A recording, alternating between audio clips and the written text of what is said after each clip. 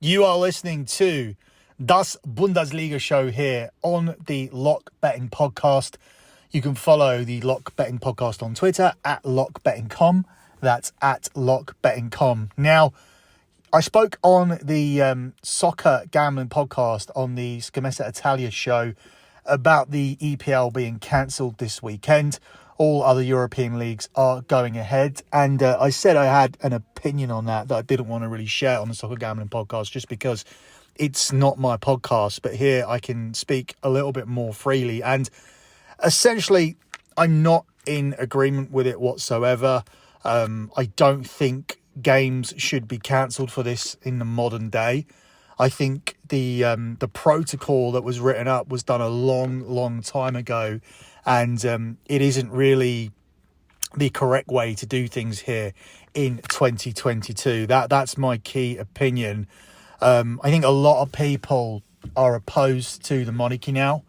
They were not opposed before. You're seeing a lot of pushback. You're seeing even more pushback with the football being cancelled. People that were just silent observers that didn't care either way, that didn't hate the monarchy, didn't love the monarchy. We have obviously royalists who think it's completely the right thing to do. And then we have people that are just in the middle. And then obviously we have a lot of people that hate the monarchy. The reason why this has happened, I don't think it's just partially down to the moment that we're in. Because obviously we're in a moment where people are really struggling. And I don't think it's about the now. Because I think the shine came off the royal family a long time ago. But we are in a time where people are really struggling. They're struggling to pay their gas bills, for their petrol, for their food, electricity. They're struggling with all of these things, and they're also have lost their own family members recently, be it to COVID, or the worst effects of COVID was the fact that the reaction that we had to it meant that a lot of people missed their hospital treatment, and they weren't able to get the health care that they needed, and therefore cancer diagnoses and things of that nature have been missed, and people have died unnecessarily, not of COVID, but of things that happened as a result of COVID. So that is obviously bothering people, that this woman who lived to 96, which is an incredible innings, had full healthcare her whole life, everything that she could have possibly wanted, anything that was ever wrong with her would have been taken care of for her to live to 96 years old. Then she obviously was born very entitled, never had to work a day in her life, was handed money, obviously, from the day that she was born. Food was cooked for her, clothes were laid out. She probably had her arse wiped. She's seen the world, met everybody that she wanted to meet. Like, it's an entitled lifestyle that you are born into. And it doesn't really sit well in 2022, especially in the current climate. I mean, she's never worked a day. Her family have never worked a day. And every generation that comes afterwards will never work a day. And I think it would be more semi-tolerable for people who are considered to be anti-royalists if her family had behaved appropriately, completely above board. And yes, you've been handed this lifestyle, but you carry yourself in a certain way. Well, her son was on Epstein's Island. Her son is quite clearly a paedophile and into some very strange things. And that's come to light. That's an abuse of privilege. That's abuse of your position. And that's something that's come to light, obviously, recently. In addition to that, prior to that, now, I grew up with a mum who loves Princess Diana. There's a lot of women who are my mum's age, who's the age that Diana would have been now, that would have loved Princess Diana. There was a time where women were cutting their hair like Princess Diana. And obviously when you look at Princess Di and being this like beautiful princess, there was a lot of women back then that couldn't pull that off. But that was the mark of the woman, like how much of an influence that Princess Diana was on people. They loved Princess Diana. She's at the level of celebrity when you're talking about a Michael Jackson, a Prince, a Madonna, an Elvis Presley, a Marilyn Monroe. We don't have celebrities like that now. People will not understand unless you grew up through that period. You won't understand that these people were at a different level of celebrity and were worshipped at a different level. Rightly or wrongly, Princess Diana was absolutely idolized, and Her death, I think, took a massive gloss off the royal family. I don't think we would have this much resistance to the situation with the Queen and the 12 days of mourning and the cancellation of football and the mixed response to her death. Some people celebrating it, let's be honest. If the Princess Diana situation hadn't come around, and obviously there's a lot of controversy around that with Diana predicting her own death, and the royal family and the head of the royal family is the Queen, and the potential involvement in that, or the speculated or conspiratorial involvement in that. That a lot of people believe that, and from that point, the gloss really came off the royal family. We would not be having this bit on the show now and talking about how this is or isn't, if this is or isn't the right decision. If that hadn't happened, I'm sure the royal family would have gone through to 2022 much like they did through the 60s, 70s, and 80s with no issues.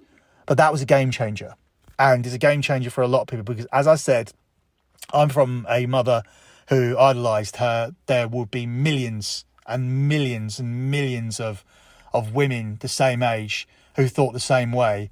And obviously that trickles down to the next generation. And I am the next generation after my mum. And the next generation after me is my son. And we still have that same opinion. We don't like the royals. We don't want this royal family. We don't think that there should be a king and queen. There should be presidents and there should be prime ministers, because we need people to run things for us, and there's a democratic process where at least we have a say in what happens, and there is no say with whether we want this or not. And there is no say as to whether we wanted our football to continue this weekend or whether we want to mourn. We are forced to mourn, much like we were forced to be vaccinated, and much like we've been forced to go into lockdowns and other things over the last 2 years. And I think everything has just come to a head, and people are sick of being told what to do and having shit cancelled for them. So I think that is the reason why they should not have cancelled. I don't want to get into other things. There's other things I could talk about. I could talk about the colonial past of the royal family. I could talk about the institutional racism that was obviously linked to the death of Diana, with the speculation that she was pregnant with a Muslim baby. It's never been confirmed, but it's a strong rumour. I look at the treatment of Meghan Markle, who's being destroyed in the media. She is not blameless, because I believe that she wanted to marry Harry to take up the mantle of Diana. I believe that Meghan Markle wanted to be the next Princess Diana, which isn't a horrible thing to want to be loved like Diana and to want to carry out her work and be seen in that way. But it's also not the right reason to marry into the royal family. And she's been destroyed, but not for that, for other things that have been leaked out to the media, I think, from the royal family, who obviously have their own royal links, royal sources that report to the media, people that are said to be linked to the royals, when really all they are people who feed out the propaganda that the royals want in the media, and therefore the perception of Meghan Markle is certainly controlled by the royal family. If you think that's an accident, that she's being destroyed by the media and is portrayed in a negative light while Kate has been portrayed in a positive light, then you're living in a cuckoo land. There's the mixed race element to it. When you look at the death of Diana and the controversy surrounding Dodie, and you bring it back round and you see Meghan Markle being this mixed race girl that from America as well, that married into the royal family, who talks different, who comes from a different background, who's a divorcee as well. It's easy to see why they didn't want Meghan Markle as part of the royal family, and the same reason why they didn't want Dodie or Diana having a Muslim baby. It's easy to see, but at the same time, it's almost uncomfortable to say that it's easy to see, because it shouldn't be easy to see why you don't want these things to happen. And as I said, it makes people very uncomfortable. There's a genuine dislike now for the royal family. I genuinely believe it's 50-50. I actually believe it's 33. There's 33.3% of people that hate the royal family.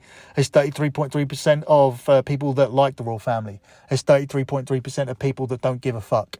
And I think the don't give a fuckers may be ones that are football fans and maybe move the other way, where they think that this break is completely unnecessary. So that's my take on it. It's 10 minutes of the show here. That's that, we really shouldn't have to talk about political issues on the show, but the EPL got cancelled, and I do an EPL show. It probably should have been addressed there, but as I said, I want to steer clear of political issues on other people's podcasts, and I've decided to discuss it here, and that's really all I have to say about it. My overriding opinion is I don't agree, and that's really the bottom line here for this. So let's start talking about the Bundesliga, and we begin with the game here between Bayern Munich and Stuttgart today. We're going to just be covering selected games here on the show. Bayern Munich are the 1-6 favourites to win today on the money line at home to Stuttgart. It's 7-1 on the draw, and it's 12-1 here on Stuttgart. With Bayern Munich, you're always looking at goals, but then you look at the opponent and you're trying to find a reason as to why they may contribute towards the goals. If you want to take a play such as Bayern Munich and over 3.5 goals that I do here, or maybe even a sprinkle on Bayern Munich and both teams to score, you want to make sure that Stuttgart can hold their end of the bargain. Bayern Munich have scored at least twice in each of their last 6 competitive head-to-heads with Stuttgart. Each of the last 5 derby encounters have produced at least 4 goals in total, so that makes you more comfortable taking the over 3.5. And Bayern Munich are unbeaten in 9 straight Bundesliga home games. There's not a lot of value, obviously, in taking Bayern Munich as a straight win. Taking Bayern Munich and the over 3.5 goals gives you the price of 10-11 minus 110. And you can get plus money by taking Bayern Munich and both teams to score. It's almost 2 years since Bayern Munich recorded back-to-back winless home league games. So I expect a resurgent performance here, expected after the draw against Gladbach last time. That draw against Gladbach was not a reflection of the game. And I do feel that Bayern Munich will put those chances into the back of the net here. The hosts have actually only conceded 3 goals across 5 opening rounds of the Bundesliga so far, yet no clean sheets across the last 2 games suggest that their backline isn't quite as tight as we saw at the start of the season. They are coming into this off the back of a clean sheet against Inter Milan, who played really poorly at home. They tried to just contain Bayern. It was very negative. But here, we'll be hoping for a Stuttgart goal. But I wouldn't rule out Bayern Munich scoring the 4 goals here themselves and cashing this play all by themselves. Make sure you shop around for this line. I have seen this anywhere from 4-5 minus 125 worst price, all the way up to even money plus 100. So I'm going to give it out here at 10-11 minus 110 because it is the most common price that I have seen. Up next, we look at this game here between Eintracht Frankfurt and Wolfsburg, where Eintracht Frankfurt are the 10-11 favourites. It's 11-4 the draw, and it's 5-2 on Wolfsburg. What do you do with Eintracht Frankfurt?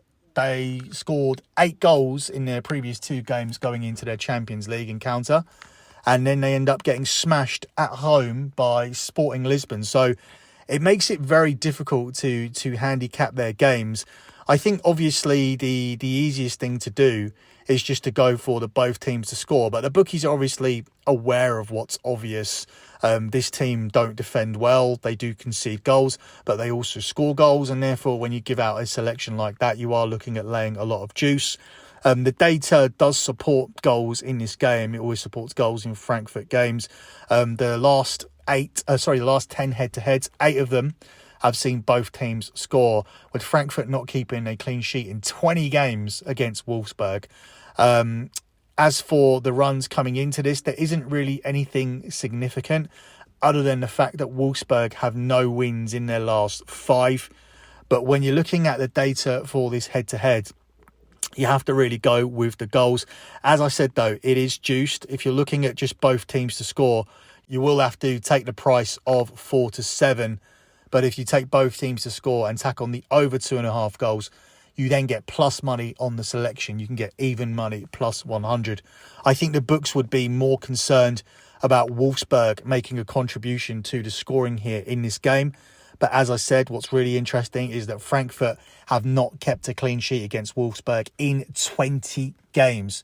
So you would be very unlucky if your both teams to score leg lost on the basis of Wolfsburg not being able to score here in this game. Up next, we look at the game here between Hertha Berlin and Bayer Leverkusen, where Hertha Berlin are the 5-2 underdogs. It's 14-5 on the draw, and it's even money on Bayer Leverkusen. Obviously, you're reluctant to take Bayer Leverkusen, a team who have won one game all season, and yet they're still being marked up as a significant favourite away from home here against Hertha Berlin. But this is a good team, and this team was supposed to do good things this season.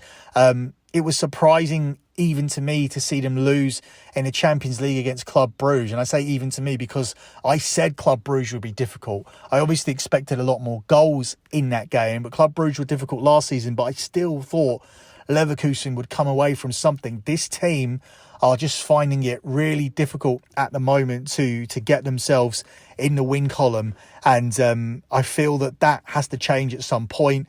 They are too good to be in the position that they're in. When you look at the personnel that they have, they were supposed to be outsiders to challenge for the title this season. They were almost shoo-ins to finish in the Champions League places. I couldn't believe that they were knocking around at about 3 to 4 to finish in the top 4, because I was all over Bayer Leverkusen to have a good season this season. It hasn't transpired. Here, coming up against a Hertha Berlin team who have had almost as bad a start to the season as Bayer Leverkusen. You look at the table and you see this as a prime opportunity for them to pick up a win against a side who have just picked up 4 points from their first 5 games. As I said, Leverkusen played 5, won 1, lost 4. Horrendous start to the season, but I do think that they'll get right here in this game. Leverkusen have seen over 2.5 goals cash in 4 of their last 5 matches. So you would expect there to be goals in this one. And for Leverkusen to win, they'll probably have to score a couple. And therefore, my standout play for this game will be for Leverkusen to score over 1.5 team goals. So I'm going to take the team total on Bayer Leverkusen. It is available at 4 to 5 minus 125 here. Obviously, this is a scary selection because this team are not playing well. They're not firing on all cylinders, but I do feel that they are going to come right. I do feel that Bayer Leverkusen will still be a team who are in and around the Champions League position. So we're getting them in quite a buy low spot here. There's no way that they would be at this price had they been playing the way that people expected him to play. They would be coming to Hertha Berlin as a significant favourite, maybe around about 4 to 6, 4 to 7. So we're getting them at a very buy low spot. They are a good team, and we don't need them to win the game here. We just need them to score 2 goals and put themselves in a position where they should win the game. If they mess that up like they have done in other games this season, that's irrelevant to us, other than the fact that we are riding a future for them to finish in the top 4. So my play for this game is going to be Bayer Leverkusen rather, to cash the over 1.5 team total at the price of 4 to 5 minus 125.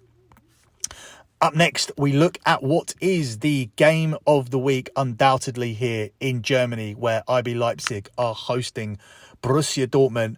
RB Leipzig are the 11 to 8 favourites to win this game. It's 11 to 4 on the draw, and it's 17 to 10 on Dortmund. I know they've appointed a manager in Marco Rose, but I don't actually know if he's going to be in charge or whether he's just going to be observing here. I don't think it matters.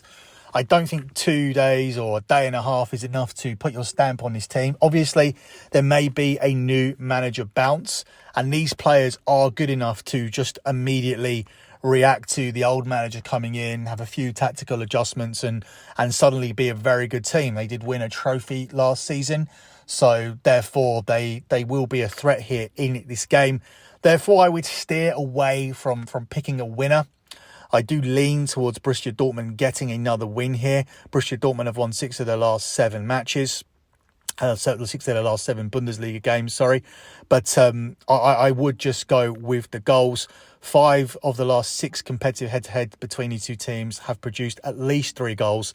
And Leipzig have scored at least twice in their last 3 Bundesliga home games. So despite the fact the manager has been sacked, this team have proven that they can score frequently. They even scored in the embarrassing defeat in the Champions League in midweek. In fact, they probably got caught out chasing that game.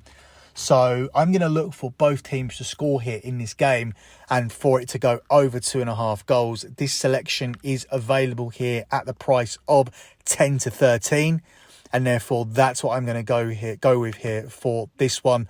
Obviously, there is overwhelming data for these two to be involved in a shootout. The last 5 games between these two have seen over 2.5 goals. The last 5 games between these two have seen both teams score. The last 5 games between these two have seen Borussia Dortmund fail to keep a clean sheet. The last 12 games between these two have seen RB Leipzig fail to keep a clean sheet. RB Leipzig come into this one with 5 of their last 6 games seeing over 2.5 goals. And whilst Dortmund have been a lot more conservative and pragmatic as of late, making them the more worrying half of this selection, I think here we may just see the usual game that we see between RB Leipzig and Borussia Dortmund, which is a game containing goals. We jump across to Sunday and we begin with the game here between Cologne and Union Berlin, where Cologne are the 11-8 favourites. It's 9-4 on the draw, and Union Berlin come into this one as the 2-1 underdogs. Union Berlin now have to deal with that Europa League schedule, the Europa League Thursday, Sunday dichotomy, but I do think they'll be able to cope with it. They do come into this one on much stronger form. They are enjoying a club record 12-match unbeaten run of Bundesliga games, and they have the advantage of playing that home game on home soil, that Europa League game on home soil. So it doesn't really affect you as much. The issue really comes into play when you're travelling back from some far away European country, somewhere like Russia or Slovakia or Turkey, and then you have to come back and play on a Sunday after an away trip. It doesn't really affect them as much here. They also rotated a lot, so fresh legs could win the day here in this one. I'm going to go for them on the draw no bet market, because this pushes if it ends up being a draw, which is a real possibility. But I'm going to ride the unbeaten run and the form of Union Berlin here in this one.